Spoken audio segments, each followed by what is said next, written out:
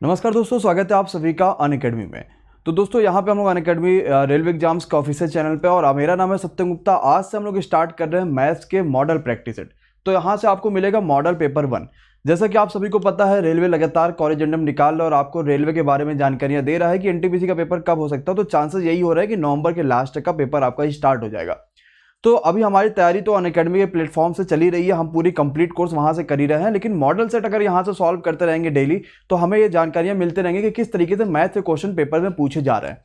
तो चलिए इस वीडियो को शुरू करते हैं। सबसे पहले तो अभी तक जिन बच्चों ने चैनल को अभी सब्सक्राइब नहीं किया, सब्सक्राइब कर लीजिएगा और वीडियो को लाइक कर दीजिएगा, दोस्तों के साथ शेयर करिए, क्योंकि आपको यहाँ पे हर क्वेश्चन के लिए 15 सेकंड अवेलेबल मिलेंगे। 15 सेकंड का टाइमर आपके पास चलता रहेगा। आपको उस 15 सेकंड में क्वेश्चंस के सही आंसर बताने हैं कमेंट करके, और खुद की तैयारी पहचानना कि आपके तरीके किस तरीके से हो रहे हैं और किस तरीके से हम क्वेश्चन को सोच पा रहे हैं, वो सारी चीजें हमें देखना है। तो सबसे पहले क्वेश्चन में बात करने से पहले आप सभी को मैं बता दूं कि अगर आपको अनअकैडमी प्लस ज्वाइन करना है तो आपको जो नीचे रेफरल कोड दिखाई दे रहा है जी सर, आप उस रेफरल कोड का यूज करिए। आप अनअकैडमी प्लस में ज्वाइन हो जाओगे, जहां पे आपको इंडिया के टॉप बेस्ट फैकल्टीज जो है पढ़ा रहे हैं, बहुत बेहतरीन से कोर्सेज वो लेकर आ रहा है। आपको वहां से बहुत सारा फायदा मिलने वाला है। तो समय को ज़्यादा हम लोग बर्बाद नहीं करेंगे, सीधे पहले क्वेश्चन से स्टार्ट करते हैं और पहले क्वेश्चन की तरफ रुक करते हैं। मैं आपके लिए यहाँ पे समय चला दे रहा हूँ। समय आपका चलना स्टार्ट हो गया। क्वेश्चन एक बार पढ़ लीजिए और समय के अंदर क्वेश्चन को सॉल्व करने की कोशिश करिए। 2 अंकों की 2 संख्याओं का मासापा जो है वो हमारे पास 18 दिया और लासा और मासा में 20 और 1 का अनुपात है। तो संख्याओं का हमसे ये पूछा गया कि ये बताओ भाई, संख्याओं का जो गुणनफल होगा वो कितना होगा। सभी के आंसर यहाँ पे आने चाहिए कि क्या इस संख्याओं का जो गुणनफल होगा वो कितना है। अच्छा क्वेश्चन है, सोच समझ के बताइए। समय आपके पास चल रहा है यहाँ पे, जल्दी से बताइए। चलो, तो समय खत्म होता है। क्वेश्चन का सही आंसर देखते हैं क्या कहता है। कहता है संख्याओं का मासा हमारे पास 8 दिया है और लासापा और मासा का 20 और 1 का अनुपात है, यानी 1 की वैल्यू हमारे पास 8 दे रखी है। क्या उसने, सीधी सी बात यही तो हो गया भाई, अगर उसने हमें मासा ही 8 दे दिया और 1 यहाँ पे रेशियो में दिया था, यानी 1 की वैल्यू 8 है, तो 20 की वैल्यू 8 दूनी 16 यानी 160 हो जाएगी। हमसे पूछा गया संख्याओं का गुणनफल। तो इस क्वेश्चन में हमें एक चीज जो समझनी थी वो ये समझनी थी कि अगर हमारे पास 2 संख्या है तो पहली संख्या गुणे दूसरी संख्या बराबर, हमारे पास जो फॉर्मूला होता है वो होता है एलसीएम गुणे एचसीएफ। ये हमारे पास होता है पहली संख्या गुणे दूसरी संख्या, यानी 160 गुणे 8 बराबर एलसीएम गुणे एचसीएफ। यही चीज था। तो हम पहली गुणे संख्या दूसरी गुणे दूसरी संख्या निकाल सकते हैं। तो 16 8 128 1280, यानी आपका जो सही आंसर है वो ऑप्शन नंबर ए आ जाएगा। आई थिंक पहला क्वेश्चन सारे बच्चों को अच्छे से क्लियर हो गया होगा। ऑल क्लियर है। बिल्कुल सिंपल सा क्वेश्चन था, बिल्कुल आराम सा क्वेश्चन था। आप इजी तरीके से इस क्वेश्चन को सॉल्व कर सकते थे। नेक्स्ट करें, चलो अगले क्वेश्चन पे आते हैं, देखते दूसरा क्वेश्चन क्या कहता है। आप सभी के लिए दूसरे क्वेश्चन का समय भी शुरुआत है। क्वेश्चन को पढ़िए, देखिए क्या कहता है इस क्वेश्चन का सही आंसर। आदमी अपने धन का 20/2% का नुकसान होता है और शेष का 80% खर्च करने के बाद उसके पास 159 रुपए बचते हैं। तो शुरुआत में उसके पास कितने रुपए थे, ये क्वेश्चन आप सभी से यहां पे पूछा गया है, जल्दी से बताइएगा। अच्छा क्वेश्चन है। हर क्वेश्चन के लिए देखिए 15 सेकंड मिलेंगे। हर क्वेश्चन आपको सही बताने हैं, हर क्वेश्चन के तरीके आपको देखने हैं, क्या क्या चीजें वो चीजें आपको यहां पे ध्यान से देखना है। चलिए, तो कई बच्चों के आंसर आने लगे हैं, जरा देखते हैं क्या कहता है ये क्वेश्चन। अपने धन का 20/2% का उसे नुकसान हो जाता है। अब जरा यहां पे देखो, अगर मैं क्वेश्चन में सीधे आपको ये बोलता कि भाई उसको 20% का नुकसान होता, मतलब हम क्या करते कि 100 में उसे नुकसान हो गया 20% का, यानी 100 में से अगर 20 का नुकसान हो, यानी हम ये कह देते कि उसके पास अभी जो पैसा बचा होगा वो 80 का रहा होगा कि नहीं रहा होगा। ये बात समझ रहे हो। अगर मैं यहाँ पे 20 1/2 ना करके सीधे 20% कहता, तो क्या हम ये बात समझते कि उसे 80 का मतलब 100 का होता, 20 का नुकसान होता, यानी उसे 80 का सामान मिलता। लेकिन उसने क्या कहा है, 20 1/2 कह दिया है। तो 20 1/2 मतलब हमें पता है 20 दूनी 40 1 41/2 का उसे नुकसान हो गया है। अब यही काम करोगे तो 100 दूनी 200, यानी हमारे पास 159/2 यहां पे बचा रह जाएगा कि नहीं बचा जाएगा, यानी 159/2% हमारे पास बचा रह जाएगा।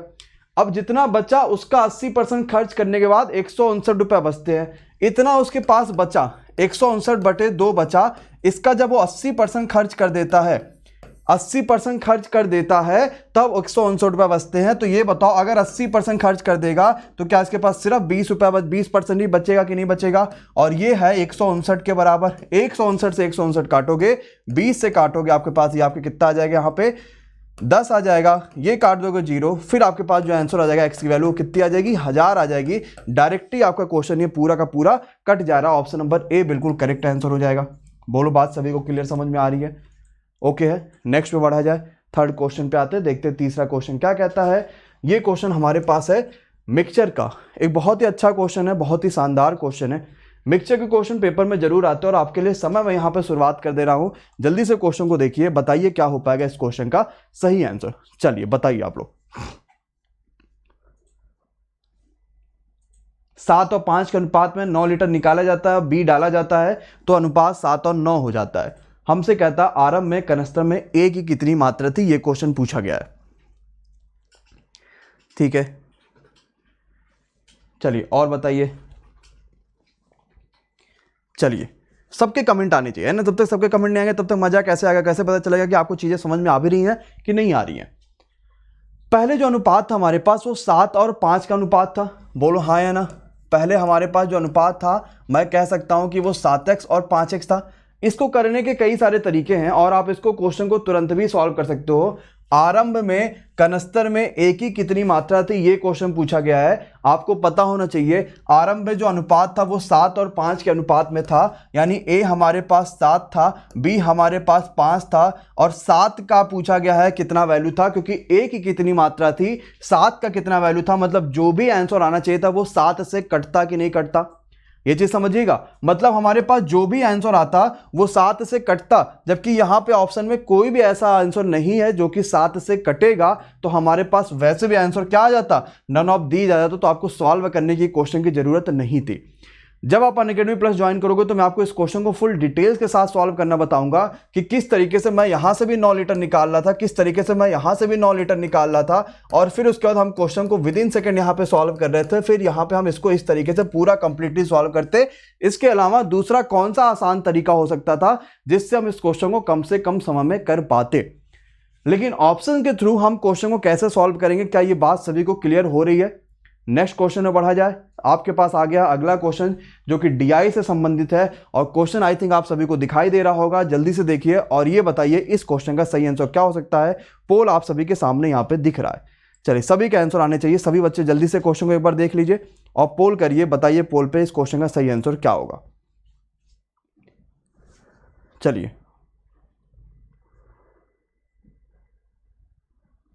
चलिए भाई बताइए। जो एक छोटा सा व्यवसाय शुरू करना चाहता है, विभिन्न स्रोतों धन योजना बनाता है और आपसे ये बात वो कहना चाह रहा है क्वेश्चन में, कैसे कर पाओगे इसमें सही आंसर आपसे पूछा जा रहा है, जल्दी से बताइए। तो कहता है दोस्तों से उधार कुल प्राप्त राशि का कितना प्रतिशत है। दोस्तों से उधार कितना है, 22,000। कुल प्राप्त राशि कितना है, 1,29,000 उसे मिला निवेशकों से, यानी लोगों ने इन्वेस्ट करा है। 76,000 उसकी खुद की सेविंग्स थी। 1,45,000 उसने बैंक से लोन लिया है, रिश्तेदार से उसने लिया है 45,000 रुपया और दोस्तों से उसने उधार लिया है 22,000 रुपया। तो हम क्या करेंगे, पूरा का पूरा कंपाइल कर लेंगे तो हमें पता चल जाएगा कि 4,17,000 रुपया उसका टोटल खर्चा हुआ है। परसेंटेज चाहिए हमें तो इंटू 100 कर दो, हमारे पास सही आंसर हो जाएगा। क्या आ जाएगा, सही आंसर। अब जरा देखते हैं सही आंसर ऑप्शन नंबर डी आएगा। तो हम इसको क्वेश्चन को जल्दी कैसे कर पाएंगे कि हमें यहां पे समझ में आ जाए कि डी कैसे होगा। जरा ध्यान से देखो, हम ये समझ कैसे पाएंगे कि हमारे पास सही आंसर डी है। अब आप देखो अगर 17 कहता तो 17 चौका 68, ऊपर हमारे पास 68 वाली चीजें होती कि नहीं होती। 22% तो हो नहीं सकता था। अगर 11% लेते 11 44, यानी ऊपर 44 समथिंग होता कि नहीं होता। 5% लोगे तो 5 चौक का 20, यहां पे लगभग 22 के नियर आउट, और वो भी 5 से थोड़ा सा ज्यादा है। तो आपको सॉल्व करने की जरूरत भी नहीं थी, आप ऑप्शन नंबर डी भी यहां पे टिक कर सकते थे और डी भी यहां पे बिल्कुल आपका करेक्ट आंसर हो जाता। तो कॉन्सेप्ट को समझना है। अगर आपके क्वेश्चन को कॉन्सेप्ट को नहीं समझोगे तो क्वेश्चन को आपको करने में प्रॉब्लम होगी, और अगर आपने कॉन्सेप्ट समझ लिया तो क्वेश्चन बड़ी इजीली तरीके से, बड़े आसानी से आप लगा सकते हो। जैसे कि आपको अगला क्वेश्चन आप सभी के स्क्रीन के ऊपर दिखाई दे रहा है। क्वेश्चन जरा देखिए फिर बताइए क्या होगा। ये क्वेश्चन इसी वाले हमारे पास जो है उसी से संबंधित है कि कहता क्या है। देखो पहले उसे 4,17,000 रुपए की जरूरत हो रही थी, अब उसने कह दिया कि मान लो अगर उसे 4,81,500 की जरूरत हो, समझना अगर धन की आवश्यकता बढ़ के 4,81,500 हो गया तो सुजय अधिक धन सिर्फ निवेशकों से प्राप्त करना चाहता है, तो निवेशक को कितना रुपया बढ़ाना पड़ेगा? जरा देखो, पहले कितना था, हमने जोड़ा था 4,17,000 था, पहले 4,17,000 था, अब कितना हो गया है 4,81,500 रुपया हो गया, और वो सिर्फ निवेशक से लेना चाह रहा है। मैं आपको डीआई में बता देता हूं, निवेशकों से उसने कितना लिया है, 1,29,000 रुपया लिया है। अगर निवेशकों से उसने जो है कुल मिला के 1,29,000 रुपया लिया है, तो आपको पता होना चाहिए कि अब निवेशक कितना रुपया बढ़ा देंगे भैया, 4,17,000 और 4,81,000, जबकि निवेशकों उसने पैसा लिया नहीं, निवेशकों को उसको 64,500 रुपया ज्यादा लेना पड़ेगा। कितने से? 1,29,000 रुपए से। अब मुझे जरा आप यहां पर डायरेक्ट कैलकुलेशन करके बताओ कि ऑप्शन में से क्या आ सकता है और क्या नहीं आ सकता, बाई 100 जरा सभी लोग जल्दी से बताओ, क्या ऑप्शन में से आ सकता है, क्या नहीं आ सकता? समझ में आ गया? सीधे देखो भाई, 64 दूना 128, ये 129 लिखा है, यानी 64.5 का 2 गुना है। 2 से काटोगे यहाँ 2 आ जाएगा, सीधे काटोगे 5, यहाँ पे सीधे 50% आंसर आ जाएगा। बोलो बात सभी को क्लियर हो गया कि नहीं हो गया, है ना? तो ये भी हमारे काटने का एक अलग से अंदाज बन गया कि हम यहाँ पे क्वेश्चन को सॉल्व नहीं कर रहे हैं, सिर्फ क्वेश्चन को देख के क्वेश्चन को पूरा कंप्लीट किस तरीके से कर सकते हैं वो हम चीजें यहाँ पे सीख रहे हैं। तो हमारे पास ये क्वालिटी होनी चाहिए कि हमें सारे क्वेश्चन सॉल्व करने की जरूरत ना पड़े, हम सिर्फ क्वेश्चन को देखते रहें और हमारे पास क्वेश्चन के आंसर निकलते रहे। अगर सारे क्वेश्चन को सॉल्व करने बैठ जाओगे तब तो पेपर का टाइम ही निकल जाएगा और चीजें फिर आप सीख नहीं पाओगे, है ना? छठे क्वेश्चन पे आ जाते हैं। फिगर का क्वेश्चन है, ज्योमेट्री का। देखो ये मॉडल सेट है, मैं आपको बार बार बता रहा हूँ, ये मॉडल सेट है। मॉडल सेट मतलब ये है कि पेपर इस टाइप से आपके आने के चांसेस बहुत ज़्यादा होते हैं। और ये सिर्फ एनटीपीसी का ही नहीं है, अगर आप किसी भी एग्जाम की तैयारी करो, अगर आप सीजीएल की तैयारी करो तो सीजीएल प्री के लिए बेस्ट मॉडल सेट है। अगर आप सीएचएसएल की तैयारी करो तो सीएचएसएल के लिए बेस्ट मॉडल सेट है, बहुत बेहतरीन सी मॉडल सेट है। और आपको ये बहुत बेहतरीन से चैनल पर देखने को मिल रही, तो आपको जरूर इस पर पूरा कंप्लीट बने रहना है ताकि आपको क्वालिटी एजुकेशन यहाँ पे मिल पाए। अगला क्वेश्चन का समय शुरू हो गया है आप सभी के सामने। आप जल्दी से बताओ इस क्वेश्चन का क्या हो सकता है सही आंसर। किसी भी बच्चे का गलत नहीं होना चाहिए, कोशिश जरूर क्या करिए गलत ना हो। चलिए बताइए, समय आपका चलना स्टार्ट हो गया। मैं थोड़ा साइड हो जाता हूं तो अभी आपको क्वेश्चन और टाइम दोनों दिखाई दे। Very good. और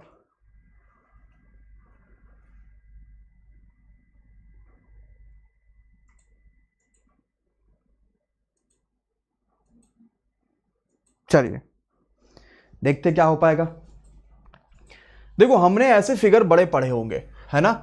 एक कोई सर्किल है, बाहर कोई पॉइंट है, इस पॉइंट से हमने एक स्पर्शरेखा यानी टेंजेंट खींचा है, एक पॉइंट सर्किल के अंदर कट होते हुई जा रही है, एक टेंजेंट खींचा है, एक कट होते जा रही है। अब हमें पता है कि टेंजेंट मान लो हमारे पास पी ए बी और सी है, तो हमने क्या पढ़ा है, पी ए का स्क्वायर बराबर P B into P C. बोलो हाँ या ना? ये हमने सभी ने पढ़ा। अगर हमारे पास ये लैंग्वेज लिखी होती है तो वही चीज यहां भी तो हो रहा है, बस हमारे पास क्या हो जा रहा है यहां पे, जरा देखो, पी टी का स्क्वायर बराबर P A into P B. बोलो हाँ या ना? और पी टी का स्क्वायर मतलब कि 25, क्योंकि 5 यहां पे लिखा हुआ है तो 5 का स्क्वायर हो जाएगा 25 बराबर पी ए हमारे पास कहता है 4 और हमारे पास पी बी कहता है 4 + x। अब यहाँ पे 4 चौका 16 प्लस 4x, 16 इधर लेकर आओगे तो 9 बचेगा, तो 9 बराबर आपके पास कितना आ जाएगा 4x, x बराबर कितना आ जाएगा 9/4। और आपको पता अगर 9/4 दिखता है तो 2.25 आपके पास सही आंसर होता है। तो जिन बच्चों ने ऑप्शन नंबर सी लगाया होगा उन बच्चों का बिल्कुल करेक्ट और बिल्कुल सही आंसर आया होगा। क्या सभी को ये क्वेश्चन समझ में आ गया है? एक बार हाँ या ना में जोरदार तरीके से बता दीजिए, मजा आ रहा है कि नहीं आ रहा है, क्वेश्चन क्लियर हो रहा है कि नहीं हो रहा है। और अगले क्वेश्चन की तरफ बढ़ते हैं। ट्रिग्नोमेट्री का क्वेश्चन है, 15 सेकंड का समय है, क्वेश्चन आपके सामने है, जल्दी से बताइए पोल करके क्या हो सकता है इस क्वेश्चन का सही आंसर। एवरीवन, साइन 4.5, 9 और 90, बताइए भाई क्या हो सकता है। सबके सब सभी के कमेंट आने चाहिए, है ना? कोई पीछे नहीं रहे, सब बच्चों के कमेंट आए। जल्दी से बताइए क्या हो पाएगा। बहुत बेहतरीन सा तगड़ा सा क्वेश्चन है, जल्दी से बताइए क्या हो सकता है। अब आते हैं क्वेश्चन के आंसर देखते हैं। कई सारे बच्चों ने आंसर एक्चुअली में दे दिया, बिल्कुल करेक्ट दिया है। देखते हैं, देखो 4.5 लिखा है, लास्ट में 90 लिखा है, तो क्या लास्ट वाली वैल्यू तो 1 हो जाएगी, क्योंकि साइन 90 की वैल्यू तो 1 होती है। 4.5 के बाद 9 दिखा, यानी 4.5 का डिफरेंस चला आ रहा है, तो हमें पता है अगर 90 लास्ट में लिखा तो उससे पहले हमारे पास 85.5 रहा होगा। तो यहाँ पे हम लिख सकते हैं साइन स्क्वायर 85.5 हमारे पास लास्ट में रहा होगा। बोलो भाई इतनी बात तो सभी को क्लियर समझ में आ रही है। अब 85.5 और 4.5 जब जोड़ोगे तो ये आपका फिर से 90 ही बन जाएगा और ये sine square theta plus cos square theta बराबर 1 हमारे पास आ जाएगा। करने का सही तरीका क्या है जरा देखो, दोनों को माइनस करते हैं, 85.5 को और 4.5 को कर लो भाई जरा सा। 85.5 को और 4.5 को माइनस करोगे तो 81 आ जाएगा आपके पास। देखो भाई आ रहा है 85.5 और 4.5 है ना, तो सीधे हमारे पास कितना आ जाएगा 81 4 85, हमारे पास 81 आ गया है ना। या फिर अभी अच्छा देखो जरा सा 85.5 लिखा है 80.5। देखो जिन बच्चों को नहीं समझ में आ रहा वो जरा देखो, ये आपका 0 हो जाएगा, ये आपका 1 हो जाएगा, ये आपका 8 हो जाएगा। ठीक, जितना डिफरेंस होता है उससे डिवाइड करते हैं। अब जरा इस क्वेश्चन में हमें दिक्कत क्या होगा, ये 81 ना लेके इसको 80 करोगे तो यहाँ पे हमारे पास 20 आ जाएगा। जो भी होगा उसका आधा करते हैं और उसका उसमें आधा जोड़ देते हैं, यानी इसका सही आंसर 10.5 आ जाएगा। ये कॉन्सेप्ट आपको अनअकैडमी प्लस पे जब मैं पढ़ाता हूँ तो आपको मैं ये कॉन्सेप्ट समझाता हूँ कि कैसे कर पाएंगे। ये कॉन्सेप्ट बहुत अच्छा सा कॉन्सेप्ट है। अब कहोगे सर जी इसमें ये नहीं समझ में आया कि इसमें करेंगे क्या और कैसे समझेंगे, तो इस कॉन्सेप्ट को जरा समझिएगा क्या करते हैं, फिर से समझिएगा। देखो एक्चुअली ये सीरीज क्या लिखी हुई है, साइन 4.5, घबराना बिल्कुल नहीं, खाली क्वालिटी चीजें समझते रहना। फिर करते हुए साइन 9.5, साइन 9 है ना। फिर अगला करते हुए तो मुझे एक चीज ये बताओ, क्या बीच में साइन स्क्वायर 45 भी आएगा? और अगर साइन स्क्वायर 45 आएगा तो साइन 45 की वैल्यू तो वैसे भी 1/√2 होती है और स्क्वायर 45 यानी 1/2 आएगा। इसका मतलब या तो ये या तो ये या तो ये सही होगा। ये ऑप्शन तो बिल्कुल भी नहीं सही हो सकता क्योंकि इसका जोड़ा तो किसी और के साथ बनेगा ही नहीं। और हमारे पास साइन 90 की वैल्यू 1 आएगी और इससे पहले जो आएगा वो साइन स्क्वायर 85 आएगा, इससे पहले 85.5 81 है ना। और ये 4.5 का हमारे साथ रिलेशन जो बनेगा वो 85 का बनेगा। 9 का जो रिलेशन बनेगा वो 81 से बनेगा। हमारा डिफरेंस ज्यादा है तो हम ये देख सकते हैं कि टोटल हमारे पास 9 टर्म ऐसे बनेंगे और जब 9 टर्म ऐसे बनेंगे लास्ट में हमारे पास साइन 90 था जिसकी वैल्यू 1 है, फिर हमारे पास 45.5 था जिसकी वैल्यू आधा है। तो क्या हमारे पास जो आंसर है वो 10.5 आ रहा है कि नहीं आ रहा? बोलो भाई जरा जल्दी से, सबको बात ये क्लियर समझ में आ रही है? ओके है, नेक्स्ट पे आते हैं, देखते हैं अगला क्वेश्चन हमारे पास क्या कहता है। और आपके पास यहाँ पे 15 सेकेंड का समय स्टार्ट करते हैं, जल्दी से बताइए। मैं थोड़ा साइड हो जाता ताकि आपको क्वेश्चन दिखाई दे। आपको आंसर पोल करके बताना है क्या हो पाएगा इस क्वेश्चन का सही आंसर सब के सब।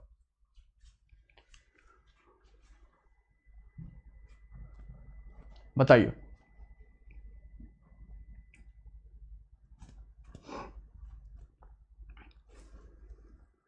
चलिए और बताइए।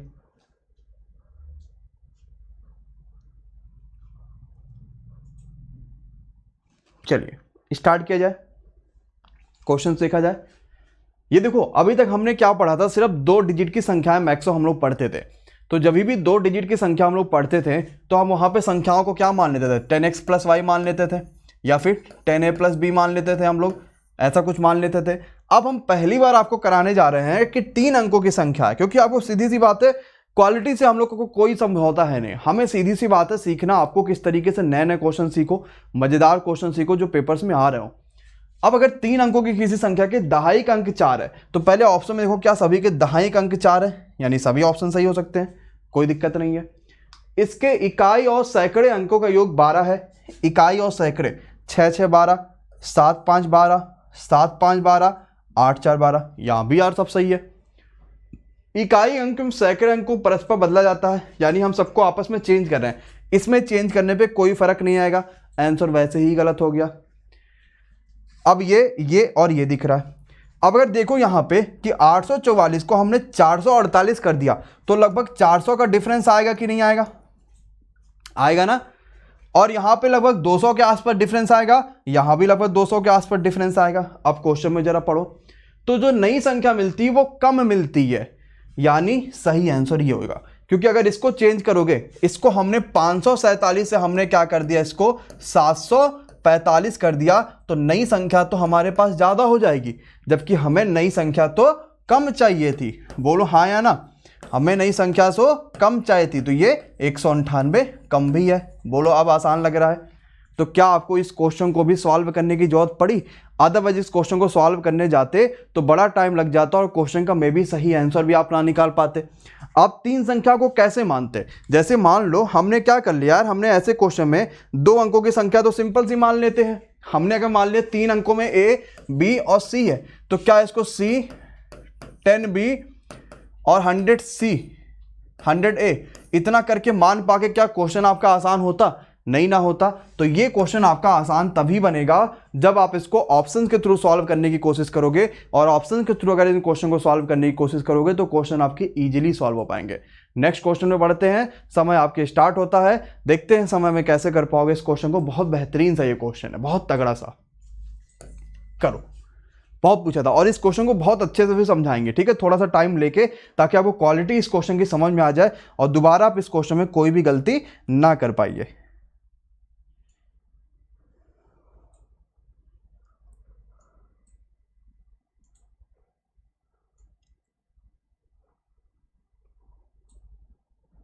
बताइए भाई, चलिए।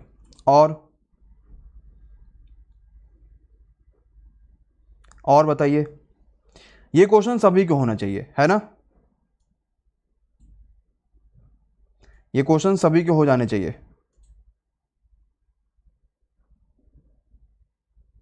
चलो करा जाए, पक्का है? ठीक है, आइए जरा सा देखते हैं। 2 राइफल हैं जो 11 मिनट 45 सेकंड के अंतराल पे एक स्थान से दागी गई हैं। अब ध्यान से समझिएगा, इस क्वेश्चन को करने के कई सारे तरीके हैं। जो तरीका सबसे आसान हो, जिसका सबसे ज्यादा यूज कर पाओगे, वो तरीका मैं आपको सिखाता हूं। एक व्यक्ति जो उसी स्थान से रेलगाड़ी को ओर आ रहा है, उसने क्या सुना कि 11 ही मिनट के अंतराल पे सुन लिया भाई, या बंदूक तो उसे 11 मिनट के अंतराल पे ही सुनाई दी। रेलगाड़ी की गति बताओ, अगर ध्वनि की गति इतनी है तो। ठीक, इतनी बात कही। अब कॉन्सेप्ट को समझिएगा कि कॉन्सेप्ट क्या कहता है इसमें। जैसे मान लो यहां पे हमारे पास बंदूक बनी हुई है, ठीक, हमने 2 गोली फायर करी, एक गोली ये, एक गोली ये। हमने गोलियां फायर करी है 11 मिनट 45 सेकंड के अंतराल पे। बोलो हाँ या ना, क्या सबको बात क्लियर है? अब यहां पे एक रेलगाड़ी है, ठीक, उसमें आदमी कोई बैठा है। अब अगर एक चीज ये बताओ कि मैंने यहां से बंदूक गया, क्योंकि कॉन्सेप्ट बहुत ध्यान से समझिएगा, मजा आ जाएगा एकदम क्वेश्चन, इस तरह के क्वेश्चन दोबारा गलती नहीं करोगे। अगर मैं यहां से गोली दागता हूं और दोनों जो डिफरेंस है वो 11 मिनट 45 सेकंड का है, और अगर ट्रेन यहीं खड़ी रहती तो क्या इसे ये गोली 11 मिनट 45 सेकंड के अंतराल पे ही सुनाई देती? बोलो हाँ या ना। अगर वो आगे नहीं बढ़ता, अगर वो वहीं खड़ा रहता, मैंने गोली यहां से दागी और वो वहीं खड़ा था, अगर वो वहीं खड़ा रहता तो उसे क्या 11 मिनट 45 सेकंड के बाद ही सुनाई देती? आप कहोगे सर जी हाँ, उतने देर के बाद ही सुनाई देती, लेकिन उसको कम देर के पहले सुनाई दी, क्योंकि वो भी इस साइड आ रहा था, और इसी वजह से ये गोली उसे मात्र 11 मिनट में ही सुनाई दे गई। अब क्यों सुनाई दे गई, आप इस बात को समझ पाए हो कि नहीं समझ पाए हो? अगर वो वहीं खड़ा रहता तो उसे 11 मिनट 45 सेकंड में सुनाई देती, लेकिन वो वहां नहीं खड़ा था, वो इधर आ रहा था, इसी वजह से उसे वो 11 मिनट में ही सुनाई दी। क्लियर है? अब जरा समझिएगा मेरी बात को ध्यान से। जैसे मैं आपको एक कॉन्सेप्ट छोटा सा अच्छा सा समझा दूं, इस कॉन्सेप्ट को समझिएगा। अभी मैं इस क्वेश्चन को कराने से पहले एक कॉन्सेप्ट समझाता हूं, वो आप पहले से ध्यान से समझिएगा ताकि आपको इस क्वेश्चन की क्लैरिटी समझ में आ पाए। मान लो यहां कोई बस है और ये भी कोई बस है। ये बस सुबह 7 बजे चलती है, ये भी सुबह 7 बजे चलती है। ध्यान से खाली समझिएगा, इसकी स्पीड है 5 किलोमीटर पर आवर और इसकी स्पीड है 7 किलोमीटर पर आवर, और इन दोनों के जो बीच का डिस्टेंस है वो हमारे पास है 24 किलोमीटर। ये क्वेश्चन आप सभी के लिए बना रहा हूं ताकि आप उस क्वेश्चन को समझ पाओ। ये क्वेश्चन आप अपने आप कर लोगे। मैंने कहा हमारे पास 2 बसें हैं, एक बस की जो स्पीड है वो हमारे पास 5 किलोमीटर पर आवर है, दूसरे बस की स्पीड जो हमारे पास 7 किलोमीटर पर आवर है। दोनों के चलने का टाइम सेम है, दोनों के बीच की दूरी 24 किलोमीटर है, तो दोनों एक दूसरे से कब मिलेंगी? क्या है? दोनों एक दूसरे से कब मिलेंगी? तो हम लोग क्या लगाते हैं कि जो समय है वो होता है दूरी बटा चाल के। तो दूरी है 24, अपोजिट डायरेक्शन से आ रही है तो चालें ऐड हो जाएंगी, तो 7 5 12, यानी दोनों 2 घंटे बाद मिलेंगी। क्या इस क्वेश्चन का आंसर ऐसे ही आप निकालते कि नहीं निकालते? बोलो हाँ या ना, बोलो भाई। अच्छा, मतलब ये जब बस है ये 2 घंटा चलेगी तो यहां पहुंची होगी, और ये भी 2 घंटा चली होगी तो यहाँ पहुँची होगी। तो एक चीज़ ये बताओ कि इसके द्वारा 2 घंटे में चली गई दूरी और इसके द्वारा 2 घंटे में चली गई दूरी क्या बराबर होगी? नहीं ना। दूरी तो डिपेंड करती है उसके स्पीड पे। अगर इसकी स्पीड 5 किलोमीटर यानी ये 10 किलोमीटर चली होगी, जबकि ये 7 दूनी 14 किलोमीटर चली होगी, यानी उसी 2 घंटे में ये 10 किलोमीटर चलता है, उसी 2 घंटे में ये 14 किलोमीटर चलता है। लेकिन समय जहां पे मिलते हैं तो ये भी 2 घंटा उसके लिए चलता है और वो भी 2 घंटा चलता। मतलब जो मेन कॉन्सेप्ट था वो ये था, क्या अगर कभी भी कोई भी 2 चीजें मिलती हैं तो उनके द्वारा लिया गया समय बराबर होता है, ना कि दूरी। क्लियर हो रहा है कि नहीं हो रहा है? अगर 2 चीजें मिलती हैं, मान लो कोई चीज इधर से आ रही है, कोई चीज इधर से आ रही है और दोनों चीजें मिल रही हैं और हमसे समय पूछा जाएगा तो इनके द्वारा लिया गया समय बराबर होगा, ना कि उनके द्वारा चली गई दूरी। क्यों? क्योंकि जो समय होता है वो हमारे पास, जो दूरी होगा वो डिपेंड करेगा उनकी स्पीड पर। इस बात को अगर आप अच्छे से समझ पाए हो तो जल्दी से सभी के सभी कमेंट करके बता दो हाँ या ना। क्लियर है? अब जरा देखते हैं कि क्या है, हम कैसे कर पाएंगे इस क्वेश्चन को। तो जो मेरा कहने का मतलब था वो ये था एक्चुअली में कि गोली जो यहां से दागी गई है और यहां से जो ट्रेन आ रही है, ट्रेन थोड़ा थोड़ा आगे बढ़ रही है और गोली को ट्रेन जो सुनी है वो यहां पे कहीं सुनी होती है, ये 11 मिनट में। तो गोली अगर 11 मिनट में यहां तक पहुंच रही है तो क्या आदमी भी 11 मिनट में यहां तक पहुंचा होगा? समझिएगा, क्योंकि दोनों यहां पे मिल रहे हैं तो इसके द्वारा समय और उसके द्वारा लिया गया समय बराबर होगा। बात अब समझ में आई कि नहीं समझ में आई है? आ गई ना। अब दूसरा चीज यहां पे समझना, ये 11 मिनट का समय है लेकिन गोली जो है यही दूरी खत्म करती 45 सेकंड में, और बचा हुआ दूरी और 45 सेकंड लेती कि नहीं लेती गोली, है ना। गोली जो है बचा हुआ दूरी और 45 सेकंड ही लेती कि नहीं लेती, जबकि आदमी यही दूरी 11 मिनट ले रहा है। 11 मिनट, ये आपका आदमी हो गया, ये गोली हो गया। 11 मतलब होता है 11 गुणे 60 और ये गोली लेता 45, ये उनकी टाइम होती। 15 तियां 45, 15 चौके 60, यानी 11 चौके 44 और 3 होता। गोली की हमारे पास स्पीड थी 330, यही थी। ऐसे नहीं करोगे अदरवाइज गलत हो जाएगा। ये हमारे पास तो टाइम दिया है और स्पीड होगा तो वो आपके पास 3 और 44 आएगा। इस 44 की वैल्यू उसने 330 कहा था। अगर 44 की वैल्यू 330 है तो 3 की वैल्यू निकालना है। तो अगर 44 रेशियो की वैल्यू हमारे पास देगी रखा है 330, एक रेशियो की वैल्यू हमारे पास आ जाएगा 330/44, और अगर 3 रेशियो की वैल्यू निकालोगे तो 3 का मल्टीप्लाई कर लो, 11 चौक 44, 11 तियां 33, 2 दूनी 4, ये आपका आ गया 15, 15 तियां 45/2, ये हमारे पास मीटर पर सेकंड में आएगा। इनटू क्या करो, 15/2 का मल्टीप्लाई कर लो, उस 2 से 2 कट जाएगा और आपका आंसर आ जाएगा 81, यानी ऑप्शन नंबर सी। बोलो भैया समझ में आ रहा है? 18/5 से मल्टीप्लाई करोगे, है ना। क्या आ रहा था ये 15 तियां 45/2 इंटू 18/5, यही तो करोगे। तो 5 9 45 और 2 9 18, 9 9 81, आंसर 81 किलोमीटर पर आवर। बोलो क्या सभी का आ रहा? क्लियर है? तो ये कॉन्सेप्ट था एक्चुअली में समझने का कि आदमी के द्वारा उतनी ही दूरी में जो समय लिया जाएगा, गोली भी उतना ही समय लेगी और फिर हमारे पास क्वेश्चन का सही आंसर निकल पाएगा और हमें इस क्वेश्चन का पता चल पाएगा कि क्वेश्चन में उसने क्या बात कही थी। ओके, अब आते हैं अपने अगले क्वेश्चन पे। आई थिंक आप सभी को मजा आ रहा होगा सेशन में। मजा आ रहा है तो सेशन को लाइक करते रहिए, शेयर करते रहिए और दोस्तों के साथ इसको जितना हो सके उतना पहुंचाइए। अगले क्वेश्चन पे आइए, देखते हैं क्या कहता है। समय शुरू होता है आपका अगला क्वेश्चन। ठीक है, बताइए। तो साइड हो जाता है जिससे आपको क्वेश्चन दिखाई दे और आपको आंसर जल्दी बताना है। आलोक 16 किलोमीटर पर आवर की चाल से साइकिल से किसी स्थान पर जाता है, कुछ चाल से वापस आता है, कुल मिलाकर औसत चाल उसे इतना किलोमीटर इतना है, तो वापस आते समय चाल कितनी थी? ये क्वेश्चन आपसे पूछा गया है।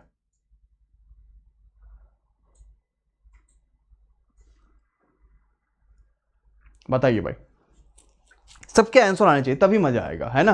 आंसर नहीं आएंगे तो मजा नहीं आएगा।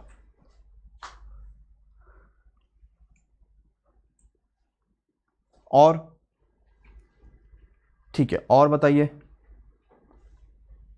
16 किलोमीटर की चाल से साइकिल से किसी स्थान पर जाता है और कुछ चाल से वापस आता है।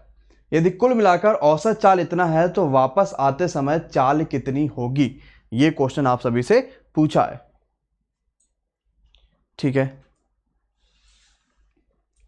औसत चाल उसने हमें ऑलरेडी दे रखी है, ठीक है। अब देखो 16 किलोमीटर पर आवर की स्पीड से वो कहीं जाता है और किसी चाल से वापस आता है। 16 की स्पीड से गया, मान लो कि x की स्पीड से वापस आया, एवरेज स्पीड इतनी, तो क्या होता है 2ab upon a plus B, यही होता है, यही औसत चाल आता बराबर 6.4। तो हमें पता है 16 चौका 64, ये आपका 40 हो गया, 2 से काटोगे आपका 20 हो गया, क्रॉस मल्टीप्लाई मार लो एक करके, तो x बराबर आ गया 16 दूनी 32 प्लस 20x, है ना। 20x को उधर कर लो तो यहां तो आंसर हमारे पास कुछ रॉन्ग आ रहा होगा, 332/19 बिल्कुल करेक्ट आ रहा है, शायद डाटा में कुछ इरेज होगा इस वजह से आंसर नहीं आ रहा है, ठीक है। फिलहाल ये क्वेश्चन का सही आंसर हो जाएगा। आई थिंक सभी को बात क्लियर समझ में आ रही होगी, ओके है। नेक्स्ट पे आते हैं 18वें आज 11वें क्वेश्चन पे, देखते हैं 11वां क्वेश्चन हमारे पास क्या कहता है। मैं समय शुरुआत करता हूं, पहले क्वेश्चन को पढ़ लीजिए फिर पोल पे क्लिक करिएगा ताकि आपको समझ पाए कि क्वेश्चन का सही आंसर था।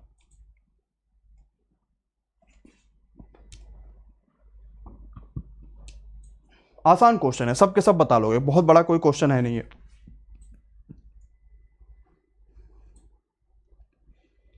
ठीक है। हाँ बताइए। और चलो 18 पेंसिल की औसत कीमत 9 रुपए है, 4, 7 और 13 की 3 पेंसिलें हमने हटा दी। अब बताओ बाकी का औसत कितना होगा। तो 18 का 9 है, 4, 7 और 13 हटा दी, बचा गया 15, आंसर 9.2। कुछ नहीं करना था, बोलो हाँ या ना। क्या सभी को आंसर समझ में आ गया भाई? 9.2 ऑल क्लियर है, सबके सही हो गए, कोई परेशानी किसी बालक को। नेक्स्ट पे आते हैं, 12वां क्वेश्चन देखते हैं। चलो भाई बताओ, 12वां क्वेश्चन आप सभी के पास ये रहा। समय शुरू करते हैं, जल्दी से बताइए क्या हो पाएगा इस क्वेश्चन का सही आंसर। सभी के आंसर आने चाहिए, है ना।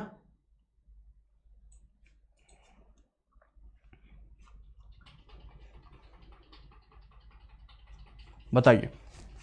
पिता और पुत्र की औसत आयु का योग 56 साल है। 4 साल बाद पिता की आयु पुत्र की आयु की 3 गुना होगी, तो पुत्र की आयु बताइए कितनी आएगी।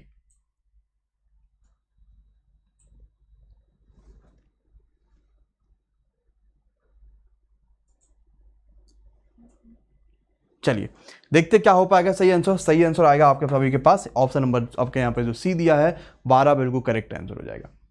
पिता और पुत्र की आयु का योग 56 साल है। फादर प्लस सन, इनका एज कितना है 56, हमने लिख दिया 56। 4 साल के बाद पिता की आयु पुत्र की आयु की 3 गुना हो जाएगी। अब जब भी ये क्वेश्चन आता है ना, तो आप अलग अलग अगर मान लोगे तो क्वेश्चन आपको सॉल्व करने में दिक्कत हो जाएगी। दोनों का योग 56 साल है ना, तो अगर हम पिता को मान लें कि x साल है, तो हमारे पास जो सन होगा क्या वो 56 माइनस एक्स होगा। बोलो हाँ या ना, एक डाटा मानो, ठीक। अब होता है 4 साल बाद इनके पिताजी भी x प्लस 4 के हो जाएंगे और ये भी 56 4 60 माइनस एक्स के हो जाएंगे, और जो पिता है वो 3 गुना हो जाएंगे, पिता की आयु 3 गुना हो जाएगी। बस खत्म हो गया क्वेश्चन। 180 minus 3x। मुझे तो इसके क्वेश्चन का इस तरीके से बेहतर कोई और तरीका नहीं लगता। तो 4x उधर आ जाएगा, ये 1x के साथ उधर आ जाएगा, बराबर ये 176 हो जाएगा। 4 से काटोगे 4 चौक 16, 4 चौक 16, x की वैल्यू आपके पास 44 आ जाएगी। क्वेश्चन में क्या पूछा वो देखते हैं। पुत्र क्या बताओ, अगर ये 44 तो वो 12, आंसर कितना आ गया 12, क्योंकि दोनों का मिला के 56 था ना। x की वैल्यू 44 रखोगे तो ये 56 माइनस 44, यानी हमारे पास ये कितना आ जाएगा भाई 12 आ जाएगा। बोलो हाँ या ना, क्लियर है, सभी को समझ में आ रहा है। कुछ करना पड़ा ज़्यादा नहीं ना, इजीली तरीके से सॉल्व हो गया। अगले क्वेश्चन पे आ जाए, कोऑर्डिनेट का क्वेश्चन है। आप सभी के सामने क्वेश्चन दिखाई दे रहा होगा, पोल आपको करना है गलती बिना के। बताइए क्या हो पाएगा इस क्वेश्चन का सही आंसर।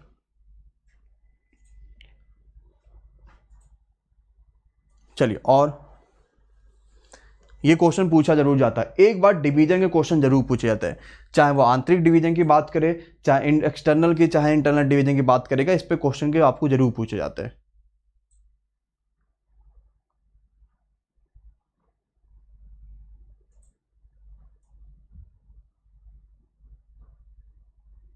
चलिए देखते हैं कैसे कर पाएंगे, ठीक है, ध्यान से करिएगा। हमारे पास ए कोई पॉइंट है जिसका निर्देशांक है 3, -4। क्या है ये 3, -4। ठीक। और इसके बाद हमारे पास b कोई पॉइंट है जिसका निर्देशांक हमें दिख रहा है 2,1। आंतरिक रूप से हमने इसको डिवाइड करा है 3 और 1 के रेशियो में। हमसे पूछा गया कि बांटने वाला जो बिंदु होगा जिसको हम x और y बोलेंगे, इसका निर्देशांक क्या होगा। अब देखो ऐसे क्वेश्चन में क्या होता है, ये हमारे पास m की वैल्यू होती है, ये n की वैल्यू होती है, ये हमारे पास x1 होता है, ये हमारे पास y1 होता है, ये हमारे पास x2 होता है, ये हमारे पास y2 होता है। आप सभी ने फॉर्मूला पढ़ा होगा, जो x और y होता है वो एक्चुअली में क्या होता है, आई थिंक सभी ने पढ़ा होगा। ये होता है mx2 plus nx1 divide by m+1। क्या सभी ने इस फॉर्मूले को पढ़ा है। और जो y वाला होता है वो होता है my2 plus ny1 divide by m+1। All clear, समझ में आ रहा है। तो ये एक सिंपल सा फॉर्मूला होता है। अब हमें क्या करना होता है, बस इसी फॉर्मूले में रख देना होता है। m की वैल्यू 3 रख दोगे, n की वैल्यू 1 रख दोगे, x1 की वैल्यू x2 की वैल्यू रख लोगे। एक्चुअली में क्रॉस मल्टीप्लाई होता है, मतलब 3 का मल्टीप्लाई इस 2 में करेगा, 1 का मल्टीप्लाई इस 3 में करेगा, फिर 3 का मल्टीप्लाई इस 1 में करेगा, 1 का मल्टीप्लाई इसमें 4 में करेगा। नीचे हमारे पास 4 आना चाहिए। और आप लोग यहाँ से देख लेना कि इसका सही आंसर क्या आएगा। तो C आपको दिख रहा होगा, जिन बच्चों ने C करा होगा उनका ये बिल्कुल करेक्ट आंसर हो जाएगा। क्लियर है। नेक्स्ट पे आते हैं, अगला क्वेश्चन देखते हैं। आज का 14वां क्वेश्चन है। 15 क्वेश्चन आज के सेशन में हम लोग देखेंगे। अच्छे अच्छे क्वेश्चन थे सारे के सारे। 14वां क्वेश्चन आपके स्क्रीन पर दिखाई दे रहा है। बताइए, 13/15 भाग करते हैं, बी और सी मिलकर काम को 11/20 भाग करते हैं। ए और सी की मजदूरी का अंतर इतना है, तो उनकी कुल मजदूरी ज्ञात करिए कितना होगा। बताइए भाई कैसे कर पाओगे। ए और सी की मजदूरी का अंतर दिया गया हमसे, हाँ, और